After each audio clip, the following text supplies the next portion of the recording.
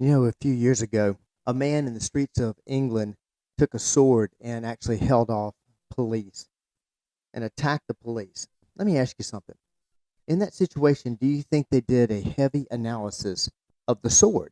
Just last year, a guy got really, really mad. He was having a lot of problems at home, got mad, got behind the wheel of a car, and not under the influence of anything except his own anger. He was driving wildly and ended up killing two people. Do you think they did an over analysis of the car? This happens day in and day out. That people take to drink, that they become alcoholics. In that situation, do you think that scientists spend copious amounts of time studying the alcohol? Then why, pray tell, when it comes to the number one killer in the world, the number one killer in the world, that we take time to overanalyze the substance? When will we stop this ridiculousness? When will we quit being so ignorant about this problem? When will the stupidity of attacking food end? Hopefully, today on the Personal Edge Fitness Podcast. Welcome to the Personal Edge Fitness Podcast with Garrett Williamson. Health, wellness, exercise, nutrition, and a whole lot more. Got questions? Call us and leave a message at 251-278-EDGE or message us at Personal Edge Fitness on Facebook and Instagram, at Team PE on Twitter, or personaledgefitness.com. Good day and welcome to the Personal Edge Fitness Podcast. This is Garrett Williamson, your host. I'm the president of Personal Edge Fitness, and I appreciate you joining us today. We cover, yet again, I know that I dive into this topic a lot. I guess I'm going to keep going on this topic and keep on this crusade of stopping this ridiculous idea, this complete stupidity of attacking food. But I've come up with some new research, some new articles that I want to address and cover on the Personal Edge Fitness Podcast. As you know, the Personal Edge Fitness Podcast was originally created to dispel the myths of health, fitness, and wellness. And yet again, this is, of course, a huge topic that we attack all the time. But if you have any questions concerning this topic or any others that we've covered or that you're interested in us covering, please contact us at my email address, which is Garrett, Garrett, at personaledgefitness.com. You're welcome to contact us at, at our mobile location at 251-341-0927. And contact us at our Eastern Shore location, which is 251-651-0927. Or, of course, reach out to us on our Facebook page, which is Personal Edge Fitness, and, of course, our website, which is personaledgefitness.com. Now, if you're a fan of the program, you realize that I talked about this subject, about criminalizing food, just a few episodes ago, and I know that I'm on this a lot. I guess I'm on this so much because it's in my face daily. It is in all of our faces daily, and it is a complete lie. It is so absurd, and what kills me about it is that in trying to solve this problem, we're actually making the problem worse. We are making the problem worse. And I want to go ahead and start out by saying, because I don't ever want to seem like I'm wishy-washy on this particular subject. I don't want to seem like I'm fishing for an answer when I already have an answer. If you believe that the reason we have obesity, if you believe that the problem that we have, that people are overweight, has to do with bad food, you are lying to yourself. You've most likely been lied to. I'm certain you have. And if you are telling people that bad food is causing their problem, bad food is causing obesity, you are lying to them, and you are a liar, especially if you're in the health field. And the reason that I'm so angered about this particular topic, actually I was going on another topic today, and I'm going to get to that on our next podcast, dealing with a particular body part again. But the reason I'm so just infuriated by this is, yet again, we come out with a publication. It's one that I go to a lot. You know, almost the majority, a lot of my podcasts come from interesting things that I pick up in either the Wall Street Journal or the New York Times. This is an article that takes up half a page. It is the entire bottom of the fold on a page called "No One Can Eat Just One, Perhaps by Design. Food researchers debate whether highly processed products are addictive." Wow. These people must be brilliant. And reading this article, of course, I changed gears on what I was going to talk about in the podcast, and I started addressing this absurd subject yet again. This completely ridiculous lie of a subject, and that is dealing with the fact that bad food causes obesity, that causes our problems. This is just, oh, okay. All right. Let me see if I can step back, count to 10. I want to start a different way today.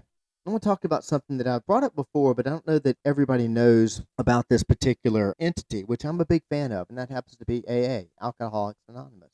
And there are 12 steps. Now, there's a reason I'm pointing this out, but I hate to just mention the 12 steps and then not have anyone know exactly what I'm talking about. So here are the 12 steps. If you've never heard them before, this is the 12 steps of AA. Step number 1, we admitted we are powerless over alcohol, that our lives had become unmanageable. Step number 2, came to believe that a power greater than ourselves could restore us to sanity. Step number 3, made a decision to turn our will and our lives over to the care of God as we understood Him. Step number 4, made a searching and fearless moral inventory of ourselves. Step number 5, admitted to God, to ourselves, and to another human being the exact nature of our wrongs. Step number 6, we were entirely ready to have God remove all these defects of character. Step number 7, humbly ask Him to remove our shortcomings. Step number 8, made a list of all persons we had harmed and became willing to make amends to them all. Step number 9, made direct amends to such people wherever possible, except when to do so would injure them or others. Step number 10, continued to take personal inventory, and when we were wrong, promptly admitted it. Step number 11, sought through prayer and meditation to improve our conscious contact with God as we understood Him, praying only for knowledge of His will for us and the power to carry that out. And step number 12, having had a spiritual awakening, as a result of these steps, we tried to carry this message to alcoholics and to practice these principles in all our affairs. Okay, there's a reason why I bring this up. First thing, I'm a big fan of it. If you haven't heard the 12 steps, there they are. There's a reason why this program has been incredibly successful. As I've said before, I'm a big fan of it. But you heard me emphasize a few things. Step number 4, made a searching and fearless moral inventory of ourselves. Step number 5, admitted to God, to ourselves, and another human being the exact nature of our wrongs. And number 6, we're entirely ready to have God remove all these defects of character. The reason I'm emphasizing these certain parts of these steps, of the 4, 5, and 6 especially, did you hear it mention alcohol? The step number 4 say, made a searching and furious inventory of the type of alcohol that I drink. Step number 6, did it say that we are entirely ready to have God remove all this alcohol out of my life? No, we're talking about defect of character. We're talking about nature of wrongs. We're talking about moral inventory of ourselves. Folks, addiction of any sort. Addiction of any sort is a reaction to something going on in our life, period. The substance that we choose to mitigate those feelings, that substance is a symptom. It's a tool. It's no different than when I said in the opening about the fact a crazy individual in England held off police with a sword. We don't attack the sword. We don't analyze the sword. We analyze the person. We don't think about, well, what if he had a rapier? What if he had a knife? What if he had something else? Let's overanalyze that. Let's get a bunch of people at a university to study different types of metal. We don't do that. We analyze the person. We deal with the person. We help the person. We deal with the actual problem. I'm going to take this a step further. Our mission statement at Personal Edge Fitness is we seek to make people feel better about being themselves. And you've heard me say on many occasions that nobody comes to us for a physical problem. It's true. Nobody comes to us for a physical problem. They come because they don't feel good about being themselves. Whether that's because they feel like they're overweight, whether they feel like they're not strong enough or something, whether they feel like they've got an injury and they don't want to live with this injury and they want to repair it. Still, that's a problem that's in the mind. It's okay. It's what we do. We all have these considerations. We all seek to make ourselves feel better about being ourselves. When we seek out a substance to deal with a problem, we seek to feel better. But that's different than feeling better about being ourselves, but because by using that substance, we temporarily feel better, and then as soon as we come off of it, we feel bad again, and we feel even worse about using that substance. But attacking the substance is not going to help that. In fact, attacking the substance and labeling that substance as bad and criminalizing it, and we end up criminalizing ourselves and criminalizing those who use that. Let me show you how ridiculous this situation gets. Now, I'm going to have to read some of this, so I don't bother memorizing it because I think it's absolutely worthless, except to be used as an example of, hey, here's another way we are not trying to fix the problem. In this article, recently the American Journal of Clinical Nutrition explored the science behind food addiction. I'm going to stop there. That's actually the middle of the sentence. But recently the American Journal of Clinical Nutrition explored the science behind food addiction. Fantastic! That's great! I hope they did. The science behind food addiction would actually tell you that people are mitigating their problems by using food as a substance. And if we actually explored the science behind it, hooray, we're actually dealing with the problem. No, they don't do that. Instead, they lie to themselves. And here's the rest of the sentence. Let me take it from the beginning again. Recently, the American Journal of Clinical Nutrition explored the science behind food addiction. Yay, except for, and whether ultra-processed foods might contribute to overeating and obesity. Oh my God. Are these people really thinking they're breaking some new ground here? Do they really think that they're going to figure out, well, they're going to make a major discovery that some foods may have substances in it that are addictive?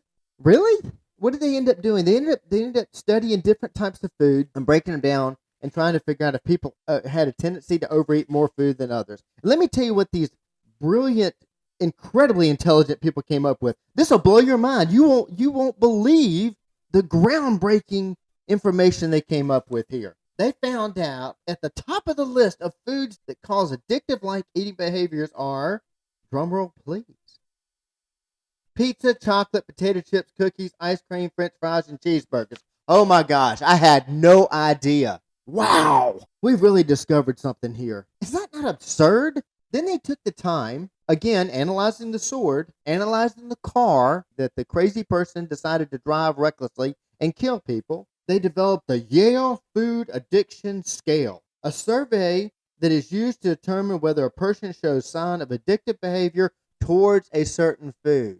Wow. Now go back to what I was saying about AA. There may be a study, I have no idea. I hope that none of my tax dollars have been used to fund such a study as what I'm about to recommend. And there may very well be one. I hope there isn't. But there may be a study on which alcohol is more addictive. Is it bourbon? Is it vodka? Is it gin? Is it scotch? Do we really care? Is that really going to give us an answer of any sort? No, it's not. And we wouldn't waste it. Hopefully we have never wasted our time analyzing which alcohol is more addictive. I know we've done that with drugs. We found out that years ago that crack was more addictive than cocaine. But once they found that out, that's it. They didn't sit there and say, oh, well, that's the reason why people become drug addicts is strictly because this drug is more addictive. No. When we're trying to cure somebody from a drug addiction or alcohol addiction, we look at the person. We look at, as it says in step number 6, the moral character. We take a moral inventory of ourselves. We look at the problems that we're having. But not when it comes to food addiction. Not when it comes to what I said at the very beginning of this, the number one killer in the world. If somebody tells you that's heart disease, they just lied to you. And if you're a health professional that's telling that to people, you are a liar. My name is Garrett Williamson. I'm president of Personal Edge Fitness. You can reach me at 251-341-0927. If you're telling people that the number one killer in the world is heart disease, you are lying to them. The number one killer is obesity. And the number one lie causing obesity is the whole lie of good food and bad food. I'm going to continue in this article again. I'm going to save you the time of reading it because you're wasting your time if you're looking for finding problems with your own challenges with weight. All you're going to get through this is an excuse, and that may be what you're looking for. You may not actually be looking to solve the problem. You may just want an excuse, and that's exactly what all this does, is gives you an excuse. By the way, it exacerbates your problem. You believe this excuse, and you take their ridiculous ideas of how to solve this. This is I can't wait till I get to this because it's so absurd. I want to get it behind me.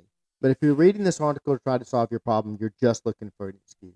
But I'm going to continue on. In substance use disorders, people become dependent on a specific chemical like nicotine in cigarettes or the ethanol in wine and liquor. I'll give you another too, and that is the caffeine in coffee or tea or sodas. And why can I say that? And why can I talk about addiction? Well, because, hello, I'm Garrett. I'm a caffeineaholic.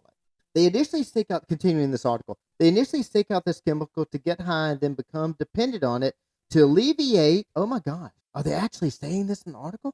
To alleviate depressed and negative emotions. They just admitted it right there. There's the problem. They become dependent on it because they're trying to alleviate depressed and negative emotions. Hey, here's a secret. What if we address the negative emotions? What if we address the depression? You know, like they do with alcoholics, like they do with drug addiction. That can't be the answer, right? It's far more valuable, and there's a lot more money to be had in blaming the food. Also, we can avoid the problem and act like nobody has a problem and sweep it right under the rug if we just glorify obesity, which we do. I'm going to continue on. But in highly processed foods, there is no one compound that can be singled out as addictive. I'm not going to mention this PhD's name, but he said, in fact, evidence suggests that obese people who overeat tend to consume a wide range of foods. Oh, here's the problem. People that are obese are eating too wide a range of foods. Brilliant. He argues that overeating was driven in part by the food industry marketing more than 20,000 new products every year. Here we go. We found the answer, folks. It's because the food industry is marketing 20,000 products a year. That's the reason we have obesity. That's the reason we're overweight. Guess what? The alcohol industry markets new products every single year too. But we're not stupid enough to say that that's what's causing alcoholism. No. We've identified that a long time ago, that there happens to be something wrong with our character. There happens to be depressed emotions that are causing this. We actually deal with those problems, and instead of attacking the modality we use to deal with those problems. And these ridiculous answers that they give to solve this are absurd. But before I get to that, let me ask you this. They were talking about pizza, chocolate, potato chips, cookies, ice cream, French fries, cheeseburgers. They scored high on this Yale food addiction scale. Let me ask you something. If that's the case, then everybody that eats pizza, chocolate, potato chips, cookies, ice cream, French fries, and cheeseburgers is obese. Is that true? Careful. I wouldn't ask it if I didn't already know the answer. You know it's not true. It's a lie. Everybody that eats those particular items is not obese. Why? Those aren't the things actually causing the obesity. They aren't causing the overeating. The solutions to it are absurd. Well, then just take these items out of your house. You know, that's how you solve a problem with an alcoholic. You remove the alcohol. Well, I know that's one step of it, but if you take it out of the house, they're going to find another way to do it. They'll go out to a bar. They'll go to a friend's house. They'll buy it at a liquor store and keep it in their car. They'll drink in secrecy. And if they can't get any alcohol, they'll drink anything with alcohol in it. They'll go to drinking mouthwash. If you remove these items from your house, and I know plenty of people that do this. They do it every year. A lot of people post it on social media like it's a major proud accomplishment. I threw the Oreos out of the house again. Yay, me. It's a lot easier to blame the Oreos than it is to confront the problem that I'm having. And there's nothing wrong with having that problem.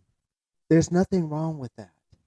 In other words, you're not a bad person because you have that addiction. You're not a bad person because you're having struggles in your life. We all have struggles in our life. The brilliant ones amongst us are the ones that admit it. The brilliant ones amongst us are the ones that actually confront the problem itself head on. And a brilliant way of handling this for everybody is to decriminalize addiction. Decriminalize seeking help.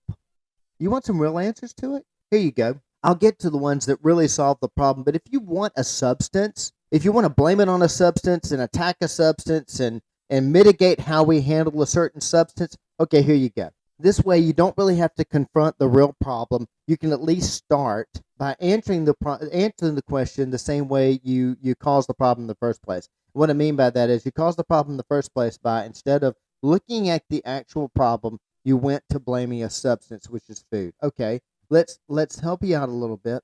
Step number 1, increase your water intake. 60% of our cravings are caused by lack of water. So if you want to blame it on a substance, you want to say, I don't have a problem overeating. There's nothing wrong with me. It's just a substance that's causing the problem. Okay, fine. Then blame your lack of water. Then do something about it. Start taking in the amount that the ADA, American Dietary Association, the AMA, American Medical Association, that the CDC, Center for Disease Control, that Mayo Clinic, that Stanford Medical, that Pritikin, that Cooper's Clinic, that Harvard Medical, that all of them recommend. Take in over 100 ounces a day of water every day that ends in a Y, every day of the week, 7 days a week. If they come up with 8 days a week, drinking on the 8th day. The National Don't Drink Water Day, drink 100 ounces of water on that day also. That'll help cut your cravings. That'll help get everything under control. I've got a new article that someone sent me recently that talks about water and the brain. I'm going to get to that in another segment. It's done by, you'll like it, it's done by a physician who's also a PhD. So if you want to blame it on a substance, there you go. There's your substance. Lack of water. Don't fool yourself in the fact that you think that lack of water causes all your obesity. It doesn't, but it's one giant way of, at first, if you don't want to confront the problem yourself, then confront your water intake. And then take the next positive step, the next highly beneficial, brilliant step, the one that a real adult, that a real person in control of their life takes. And that's deal with whatever's making you depressed, whatever giving you those negative emotions. We all have those challenges. We have names for it. We call it stress. We call it a mental disorder even. But whatever it is, deal with it. If it's a problem in your relationship, if it's a problem at your work, if it's a problem with any of the influences in your life. I wanted to say relationships again because usually it does stem from a relationship. We're born with 2 fears. One is the fear of falling, and the second fear is not being loved. And so it typically is in a relationship. But whatever it is, confront that problem. Because I promise you, confronting the real problem will solve the addiction. Confronting the real problem will solve the obesity. Confronting the real problem will do what we try to do at Personal Edge Fitness, which is try to make you feel better about being yourself. Please pardon the anger that I have in this podcast. Please pardon my emotions. I don't like it when we're not actually helping people and we're disguising it with junk like this, where we're trying to criminalize a substance that's not causing the problem. I'd much rather we spend the time actually helping people. I've called some people a liar here, and I mean it. But if you have any questions about that, or have any questions about this podcast or any others, please feel free to contact us. You can get me at Garrett, Garrett, at personaledgefitness.com. That's also our website, personaledgefitness.com, and our Facebook page, Personal Edge Fitness. You can also reach us at our Mobile location at 251-341-0927 or our Eastern Shore location at 251-651-0927. Food is not the problem. The number one killer is obesity, and the number one cause of that is things going on in our life. Let's confront the problem. Let's all feel better about being ourselves. And let's all seek our own level of wellness. Thanks for listening to the Personal Edge Fitness Podcast with Garrett Williamson. Subscribe now and be a part of the show by calling 251-278-EDGE or message us on Facebook and Instagram at Personal Edge Fitness or at Team PE on Twitter, and visit us at personaledgefitness.com.